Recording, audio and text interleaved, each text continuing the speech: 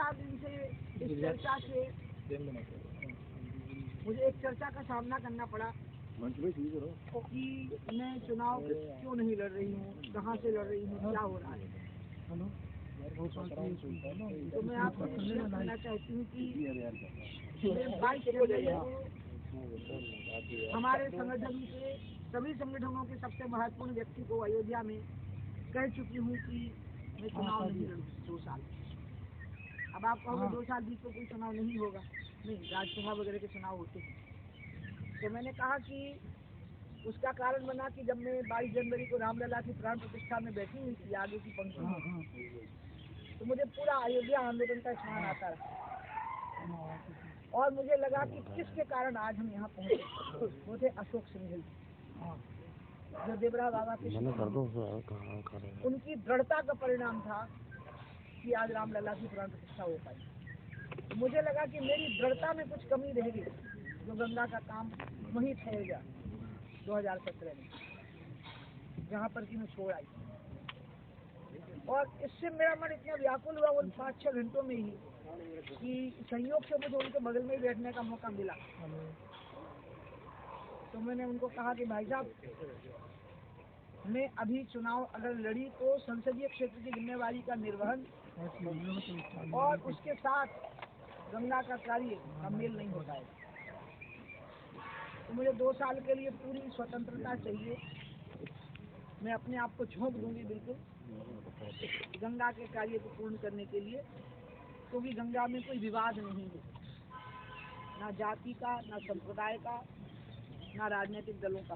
पूरी विश्व बिरादरी एक है और योजना भी पूरी बन चुकी है, मंजूरियां हो चुकी हैं, खाली गति कम हो गई और उसके कई कारण बने के कार्य में आस्था रही और रुचि रही।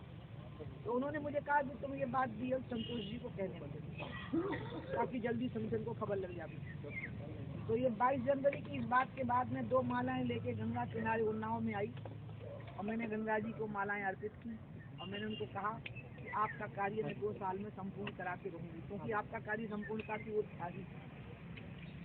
उसके बाद में 24 फरवरी को संगठन मंत्री जी को मिली, उन महापुरुष के निर्देश के अनुसार। मैं उनका नाम इसलिए नहीं ले सकती हूँ क्योंकि वो बीजेपी के नहीं है, लेकिन हमारे सबके लिए बहुत महत्वपूर्ण व्यक्ति। तो मैंने संतोष जी को भी कहा, 1 घंटे हमारी बात चली। उनका आपको जरूरत पड़ेगी तो मैं चुनाव प्रचार करूंगी, मोदी जी 400 से ज्यादा सीटें लेकर के आवे, अकेले बीजेपी 400 से ज्यादा सीटें लेके आवे, एनडीए तो 400 से प्लस होनी चाहिए। ये मेरे मन का भाव है, इसमें आपको जहां मेरा सहयोग लगे मैं करूंगी। लेकिन मैं 24 का लोकसभा का चुनाव लड़ने की मैं घोषणा कर चुकी थी, लेकिन गंगा के लिए कुछ महत्व नहीं रखता आप मेरे सामने, सिर्फ गंगा महत्व रखती। और मुझे लग रहा है कि मेरे मन में कोई खोट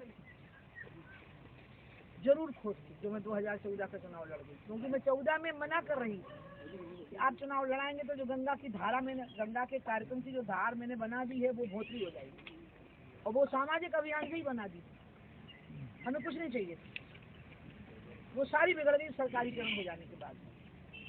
तो इसलिए मैंने कहा कि इसलिए राम जन्मभूमि आंदोलन इसलिए सब सफल हुआ क्योंकि सरकारीकरण नहीं हुआ है। तो मुझे 2 साल चाहिए और संगठन का और सरकार का सहयोग चाहिए, ये मैंने संतोष जी से कहा। तो संतोष जी ने कहा कि ठीक है, मैं ये बात सबको व्यक्त करूँगा। मैं कल तक प्रतीक्षा करती रही कि जगत प्रकाश नड्डा जी की तरफ से बयान आ जाएगा। मैंने कल उनको मेल भी किया परसों कि आप मेरे जैसे कार्यकर्ता की वरिष्ठता का सम्मान करिए, और जब मैं मना कर चुकी हूँ कि मुझे किस कारण से चुनाव नहीं लड़ना तो उसको स्पष्ट कर दीजिए।